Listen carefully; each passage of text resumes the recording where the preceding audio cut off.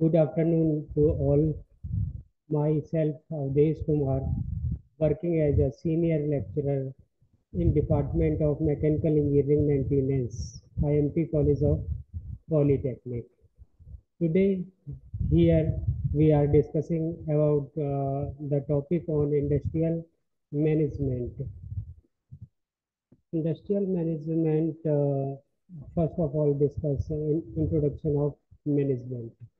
So management is the art of getting things done through with people in formally organized group. It means जो management एक प्रकार ऐसा art है जो कि हमें वर्क करना है लोगों को बीच में रह के लोगों की सोसाइटी में रह के हमें एक प्रॉपर तरीके से वर्क करना है। ये भी एक कला है।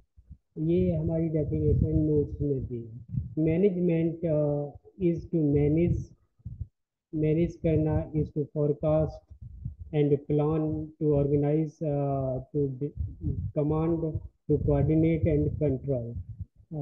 मेरे इसका इट मीन्स मैनेजमेंट का मतलब होता है कि मैनेज करना, कैसे हम चीज़ों को मैनेज करेंगे, कैसे हम फोरकास्ट करेंगे। Forecast it means pre plan करना कि हमारे जो आगे आने वाले समय में किस टाइप से हमें ये वर्क पूरा कंप्लीट कराना है, प्लान करना है, ऑर्गेनाइज करना है, देन कमांड करना है, किस टाइप से हम उसको कमांड करें जिससे कि हमारा जो वर्क है वो प्रॉपरली हो जाए, कंप्लीट हो जाए। कोऑर्डिनेट करना, समय समय पर कोऑर्डिनेट करना।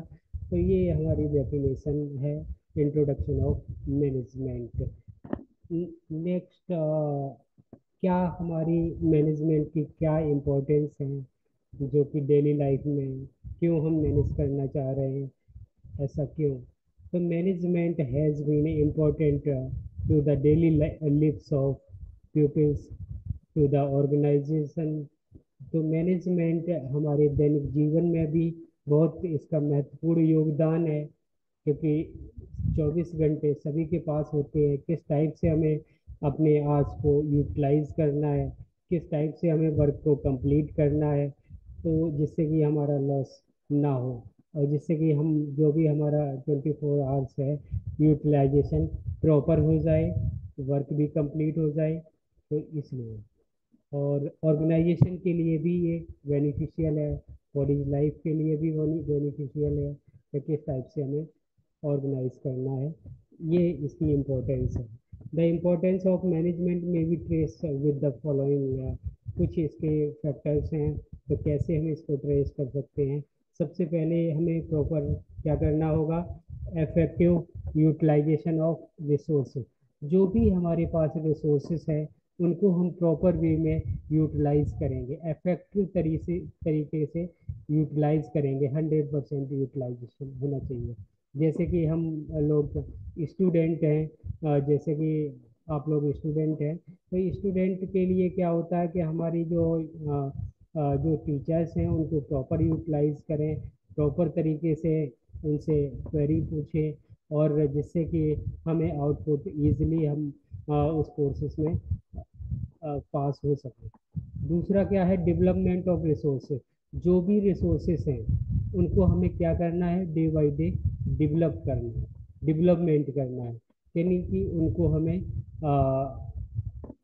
आगे उस रिसोर्सेज को इम्प्रूवमेंट के तरीके से डेवलप करना है। It ensure continuity in the organisation. और ये हमें इंश्योर करना है कि ऑर्गेनाइजेशन के लिए हमेशा लगातार उसमें इम्प्रूवमेंट करना है।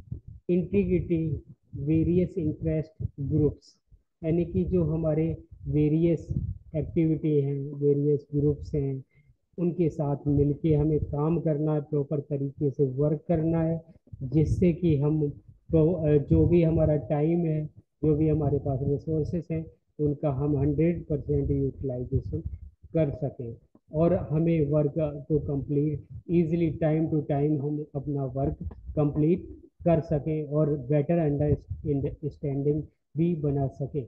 नेक्स्ट पॉइंट हमारा क्या है, स्टेबिलिटी इन द सोसाइटी। जो हमारी सोसाइटी है उसके अंदर कैसे हम एग्जिस्ट अपनी इम्पोर्टेंस दिखा सकते हैं। जैसे सपोज हम कहीं किसी सोसाइटी के अंदर रह रहे हैं, तो वहाँ लोगों की जो भी प्रॉब्लम्स हैं उनकी प्रॉब्लम्स को ध्यान में रख के उस प्रॉब्लम्स का सॉल्यूशन देना, दैट इज कॉल्ड मैनेजमेंट। उसको हम अच्छी तरीके से लोगों के लिए कुछ वर्क कर सकते हैं। नेक्स्ट हमारा क्या है कि हम फंक्शंस ऑफ मैनेजमेंट। तो मैनेजमेंट के क्या वर्क हैं, यानी कि किस टाइप से मैनेजमेंट को होना चाहिए, किस टाइप से हमें कोई भी हम ऑर्गेनाइजेशन चला रहे हैं या कुछ भी वर्क कर रहे हैं तो क्या उसकी कार्य होना चाहिए, क्या उसके किस टाइप से उसकी प्लानिंग होनी चाहिए। तो प्लानिंग का इसको हम किस टाइप से डिसाइड कर सकते हैं। तो डिसाइडिंग इन एडवांस, हमें प्रॉपर कुछ चीज़ें प्रॉपर डिसाइड करनी है, जैसे कि हम प्रॉपर इफेक्टिव प्लानिंग कर सकें। तो क्या क्या चीज़ें हमें डिसाइडिंग करनी है कि जैसे कि हमें अगर सपोज हमें बेटर अगर आउटपुट अच्छा देना है तो किन किन चीज़ों को हमें डिसाइड करना होगा। व्हाट टू डू, कैसे हमें करना होगा। व्हाट टू डू का मतलब है किस टाइप से हमें करना होगा कि, और हाउ टू डू, हमें कैसे करना होगा। व्हेन टू डू, कब हमें वो वर्क कंप्लीट करना होगा। Who is going to do it, कि कौन इसको करेगा। ठीक, तो इसको हमें किस टाइप से, तो bridge a gap between where we are today and where we want to reach, set the goal of an organization। तो ऑर्गेनाइजेशन के लिए आज हम किस पोजीशन पे हैं। प्लानिंग का मतलब होता है कि आज हम किस पोजीशन पे हैं और आगे फ्यूचर में सपोज हम अभी एक स्टूडेंट है, आगे फ्यूचर में हम क्या किस पोस्ट पे, सपोज डायरेक्टर की पोस्ट पे हम जाना चाहते हैं, किसी कंपनी के एज अ डायरेक्टर वर्क करना चाह रहे हैं। तो हमें जो director as a director work करने के लिए हमें क्या क्या स्टेप्स को फॉलो करना होगा, वो हमें किस टाइप से हमें डे बाय डे उस जो हमारा टारगेट है किस टाइप से हम अचीव कर सकते हैं। उस गैप को कंप्लीट करने में हम डे बाय डे उस गैप को धीरे धीरे धीरे धीरे उसको कंप्लीट करेंगे और डे बाय डे हम उसका इवैल्यूएशन करेंगे। और फिर हम आगे फ्यूचर में जो भी हमारा गोल था एज अ डायरेक्टर किसी ऑर्गेनाइजेशन का बनना, तो वो हम इजीली अचीव कर सकते हैं। फॉर एग्जांपल, जैसे सपोज अगर ऑर्गेनाइजेशन का गोल क्या होता है कि हमें कंपनी की सेल को इम्प्रूव करना, तो कैसे हम कंपनी की सेल को इम्प्रूव कर सकते हैं सेल्स को। तो the manager first need to decide, तो सबसे पहले मैनेजर कुछ चीज़ें डिसाइड करेगा कि which steps are necessary to accomplish that goal. ठीक, तो जो हम आज सपोज हमारी ऑर्गेनाइजेशन की उतनी ज़्यादा डिमांड नहीं है, आगे फ्यूचर में हमें इसको बहुत ज़्यादा पावरफुल बनाने के लिए, ठीक, हमें क्या करना होगा, कुछ उसके स्टेप्स हैं। तो सबसे पहले हम क्या स्टेप्स करेंगे कि इंक्रीजिंग एडवर्टाइजमेंट। तो सबसे पहले हम क्या करेंगे कि एडवर्टाइजिंग जो हमारे ऐड हैं तो उसका हम डे बाई डे बढ़ाएंगे, इंक्रीज करेंगे। Inventory and sales of stocks, तो उसको भी हम करेंगे। यानी कि सपोज अभी हमारा जो एडवर्टाइजिंग चैनल है, अभी यूट्यूब चैनल है, फिर हम मीडिया में, देन हम क्या क्या कर सकते हैं, न्यूज़पेपर में अपना उसका जो एडवर्टाइजिंग कर सकते हैं। देन हम कई टाइप से एडवर्टाइजिंग कर सकते हैं, फॉर्मल इनफॉर्मल वे में भी। तो इस टाइप से हम एडवर्टाइजिंग करके तो इससे हम कंपनी की सेल्स को इम्प्रूव कर सकते हैं।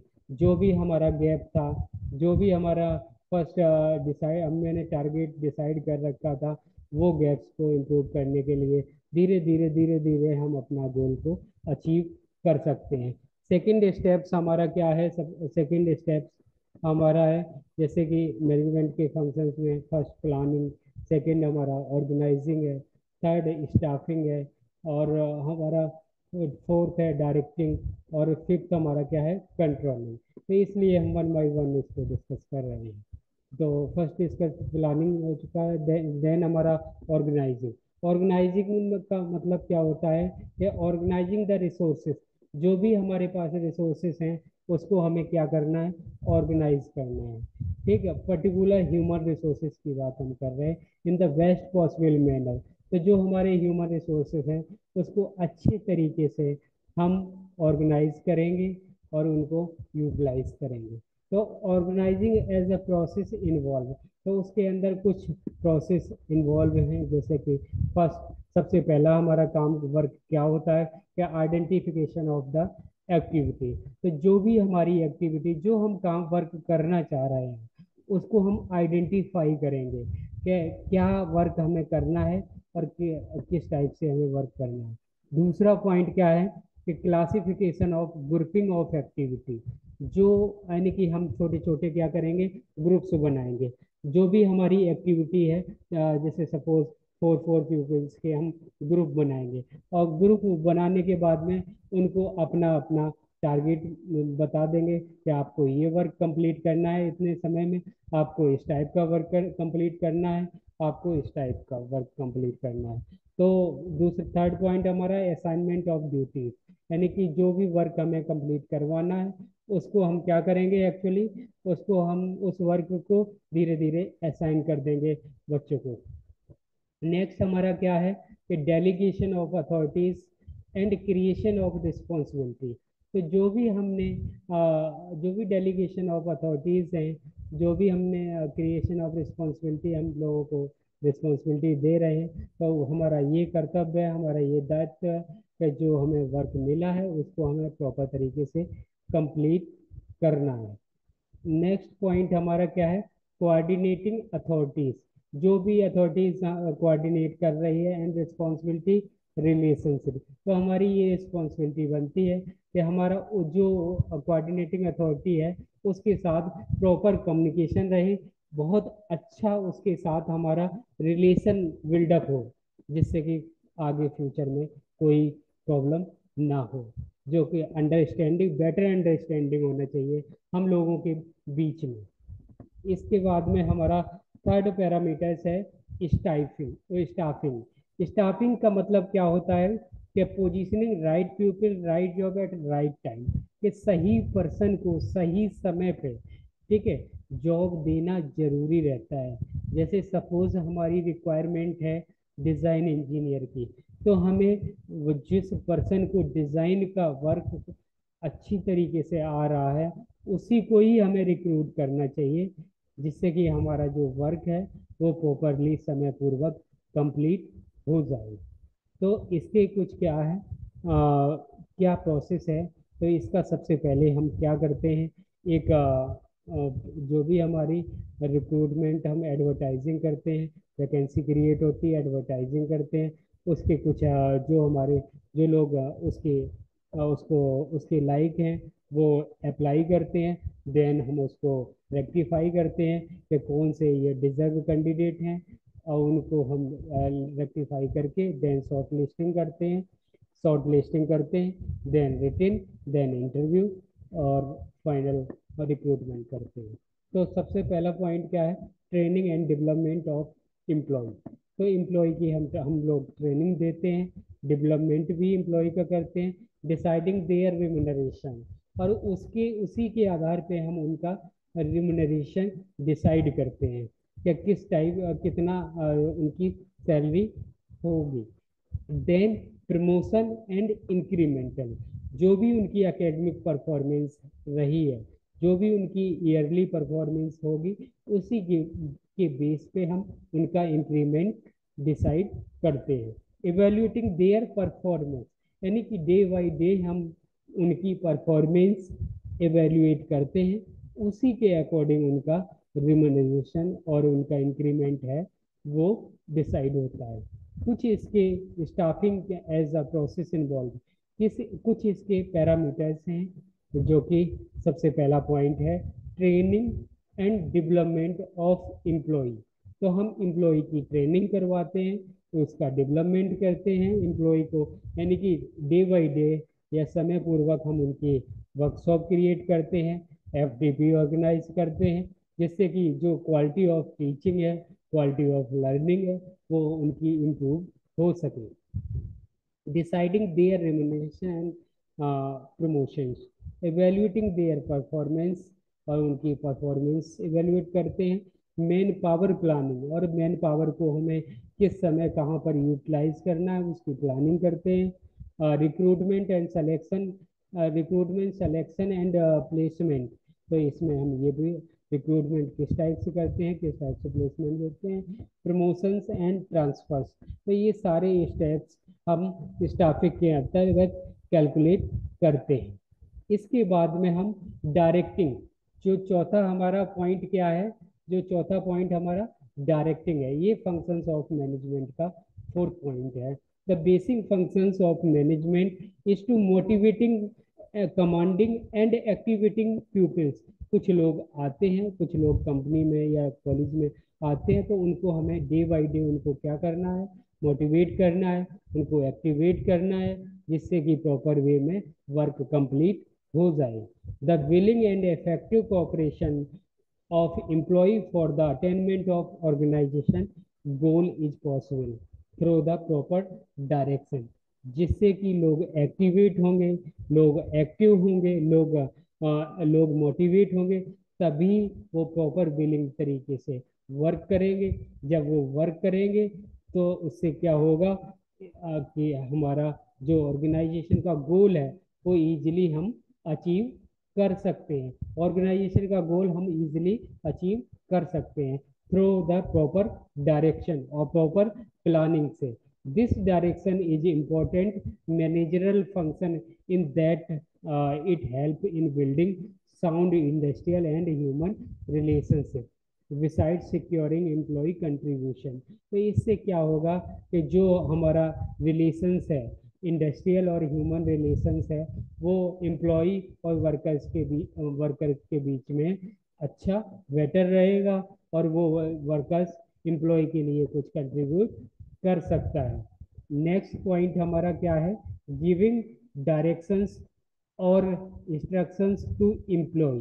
तो हम टाइम टू टाइम उनको डायरेक्शंस देंगे, ठीक है, कुछ इंस्ट्रक्शंस बताएंगे एम्प्लॉय को, जिससे कि वर्क प्रॉपर वे में कंप्लीट हो सके।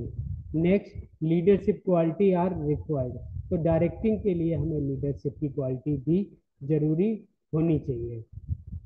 नेक्स्ट हमारा पॉइंट है कि कंट्रोलिंग, तो हमें कैसे कंट्रोल करना है। Monitor performance to reach the goal, हमें सपोज हमने वीक का टारगेट लिया है कि 1000 प्रोडक्ट या 1000 पीस कम बनना चाहिए विद इन अ वीक, तो हमें डे बाई डे परफॉर्मेंस जो भी यानी कि प्रोडक्शन है पर डे का हमें चेक करना है। सपोज अगर हम 1000 को 7 से डिवाइड करें, तो अगर सपोज हमें फॉर एग्जांपल ऑन एवरेज हम 150 प्रोडक्ट पर डे अगर हमारे कंप्लीट हो रहे हैं, तो हम इजीली अपना टारगेट कंप्लीट कर सकते हैं, या ठीक है, आसानी से हम अपना कंप्लीट टारगेट कर सकते हैं। तो डे बाय डे हमें मॉनिटरिंग करनी है कि कितना आज का प्रोडक्शन हुआ, कितना कल का होगा, तो उसी से हमारा इजीली टारगेट अचीव हो जाएगा। नेक्स्ट पॉइंट हमारा क्या है, supervising all basic functions of management for success of company. तो हम क्या करेंगे कि जो भी हमारे बेसिक फंक्शंस हैं मैनेजमेंट के, तो हमें डे बाय डे चेक करने होंगे कि आज का टारगेट प्रॉपर हुआ है, अचीव हुआ है या नहीं हुआ है। आज अगर टारगेट कम अचीव हुआ है तो हमें कल का टारगेट इजीली बढ़ाना पड़ेगा, इंक्रीज करना पड़ेगा, तभी हम अपना प्रॉपर टारगेट अचीव कर पाएंगे। नेक्स्ट हमारा क्या है कि नेक्स्ट पैरामीटर्स है हमारा, नेक्स्ट डेफिनेशन के लीडरशिप की भी क्वालिटी होनी चाहिए। तो लीडरशिप का मतलब क्या होता है, तो कैसे हम लीडरशिप की क्वालिटी करेंगे। तो नेक्स्ट हमारा ये है लीडरशिप के क्या डेफिनेशन होना चाहिए। Leadership is the one of the most important functions of management. तो मैनेजमेंट का एक बहुत महत्वपूर्ण फंक्शन है, यानी कि लीडरशिप की क्वालिटी होनी ही चाहिए। Leading involve directing, influencing, motivating people to perform.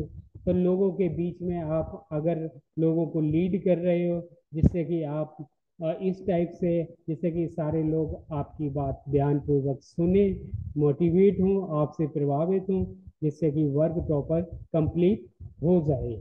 Next हमारा क्या है point, leadership is shifting own vision to higher sights, the raising of men performance to higher standard, the building of men personality. Leadership से क्या है, जो भी हमारे गोल होते हैं वो इजीली अचीव हो जाते हैं सर। सपोज उससे हमारे जो मेन पावर है उनकी परफॉर्मेंस इंक्रीज हो जाती है, उनकी जो पर्सनालिटी है वो बेटर हो जाती है, अच्छी हो जाती है। अब इसके बाद में हु इज द लीडर, किसको हम लीड कर सकते हैं, कि वन दैट लीड और गाइड, जो लीड कर रहा है, जो गाइड कर रहा है, उसको हम क्या कहेंगे, वो लीडर होगा। वन हु इज इंचार्ज और कमांड ऑफ अदर, जिनका लोगों के ऊपर कमांड हो, जो उसका ऑर्गेनाइजेशन का इंचार्ज हो, तो वो लीडर कहलाएगा। One who had a political party और ऑर्गेनाइजेशन, अगर किसी पॉलिटिकल पार्टी का नेता है, ठीक है, या किसी ऑर्गेनाइजेशन का हेड है, तो वो भी एक लीडर होगा। वन हु हैज इन्फ्लुएंस और power specially of political nature, तो जिनका पॉलिटिकल इफेक्ट है, या जो जिनका जो लोगों पे पॉलिटिकल नेचर में जिनकी कमांड है, जो कि जिनका अस्तित्व है, तो वो हो सकते हैं। नेक्स्ट क्या है, करेक्टरिस्टिक ऑफ लीडरशिप। फर्स्ट है इम्पैथी। इम्पैथी मतलब सहानुभूति, यानी कि लोगों का अपना दर्द समझ के उसकी प्रॉब्लम को, जैसे सपोज अगर किसी की सैलरी वन डे की डिडक्ट हुई है, तो आपके पास चल के वो आता है कि सर हमारी एक दिन की सैलरी कट गई है और इस कारण की वजह से कटी है, जिससे कि, और मैंने उसकी प्रॉब्लम सुन के उस पर एक्शन लिया और उसका वर्क प्रॉपर तरीके उसकी सैलरी रिटर्न करवा दी, वापस करवा दी। तो वो एकदम से अचानक से वो क्या होगा, वो हम लोगों से मोटिवेट हो जाएगा और हमारी हमेशा बात मानेगा। नेक्स्ट क्या है, कंसिस्टेंसी। इसका मतलब होता है the quality of always having same standard और ओपिनियन और व्यवहार। तो हमेशा हमें टाइम टू टाइम अपना व्यवहार, अपना वो चेंज नहीं करना चाहिए। ऑनेस्टी, ऑनेस्टी भी एक बहुत इंपॉर्टेंट पैरामीटर्स है, यानी कि क्वालिटी और फैक्ट बीइंग, यानी कि जो भी हमें वर्क मिला है वो होनेस्ट पूर्वक हम उसको कंप्लीट कराएं और प्रॉपर वे में हम उसको टाइमली कंप्लीट कराएं। अपराइटनेस ऑफ फेयरनेस, ठीक। नेक्स्ट क्या है, डायरेक्शन। डायरेक्शन का मतलब होता है कि path that something takes, the path that must be taken to reach the specific place. तो हमें इस टाइप से डायरेक्शन बताना है, जिससे कि जो स्टूडेंट है डे बाई डे उसके एग्जाम में, प्री बोर्ड में अच्छे मार्क्स आए और उसका जो मेन बोर्ड बोर्ड एग्जामिनेशन है उसमें बेटर रिजल्ट हो सके।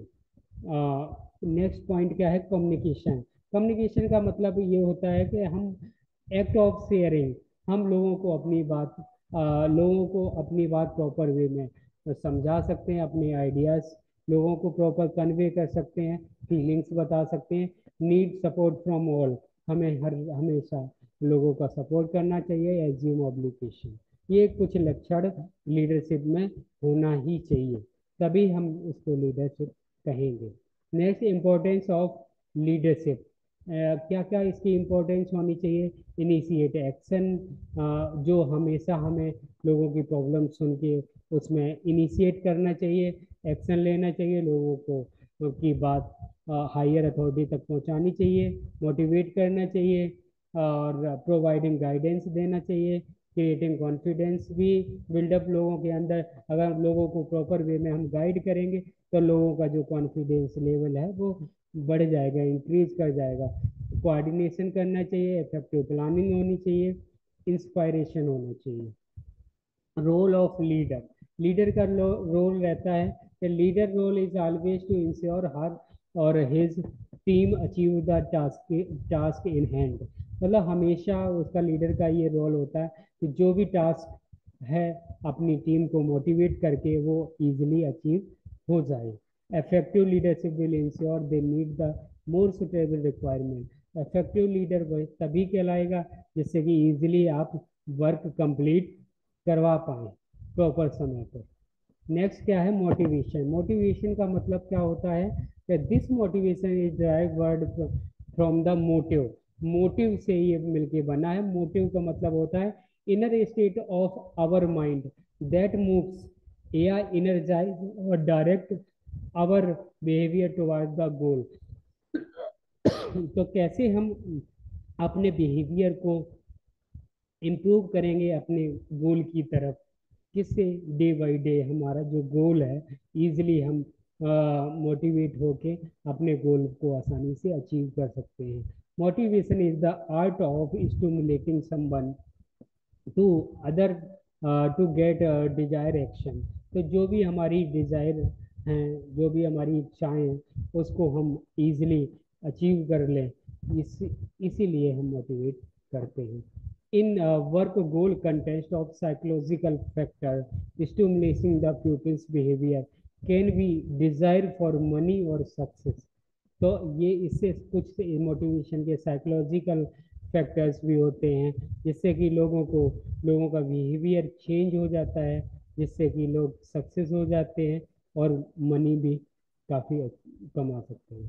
करेक्टर जो उसके क्या करेक्टरिस्टिक ऑफ मोटिवेशंस, कुछ उसके मोटिवेशंस के लक्षण होने चाहिए। There are two desiring in motivations. पहला क्या है? फंडामेंटल नीड, जो भी हमारी ज़रूरतें हैं, जैसे कि फूड हो गया, क्लॉथ्स हो गया, शेल्टर्स हो गया, जो हमारा रहने का आवास हो गया, तो ये हमारी बेसिक नीड्स हैं। तो इनको हम ध्यान में रख के हम मोटिवेट हो सकते हैं। Ego satisfaction including the recognition from others opportunity for achievement और सेल्फ डेवलपमेंट। तो हमें ईगो सेटिस्फेक्शन भी होना चाहिए। वो ईगो नहीं होना चाहिए बहुत ज़्यादा, क्योंकि हमें इससे ईगो से होता है कि हम मोटिवेट नहीं हो पाते।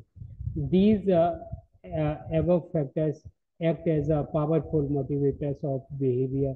तो हमारे क्या कुछ फैक्टर्स होते होते हैं, जैसे कि साइकोलॉजिकल कॉन्सेप्ट से भी, हम साइकोलॉजिकल से भी चेंज कर सकते हैं मोटिवेशन। मोटिवेशन एक साइकोलॉजिकल भी कॉन्सेप्ट हो सकता है, लोगों को साइकोलॉजी चेंज करके। मोटिवेशन अफेक्ट होल इंडिविजुअल और in part. Motivation is the complex phenomena factor affecting motivation. Relationship build करना को वर्कर्स के बीच में, और जैसे कि लीडरशिप का रोल होता है वर्क प्लेस, मैनेजिंग कॉन्फ्लिक्ट होता है, वर्क प्लेस इंसेंटिव होता है, डिवाइड या सैलरी में इंसेंटिव, कल्चर भी अच्छा हम बना सकते हैं, अचीवमेंट और रिकॉग्निशन, सिक्योरिटी और गुड वर्किंग कंडीशन, ये सारे इसके मोटिवेशन के फैक्टर्स हैं। Thank you so much. ये सारे हमारे फैक्टर्स थे, इसको हम आसानी से मोटिवेट इस टाइप से कर सकते हैं।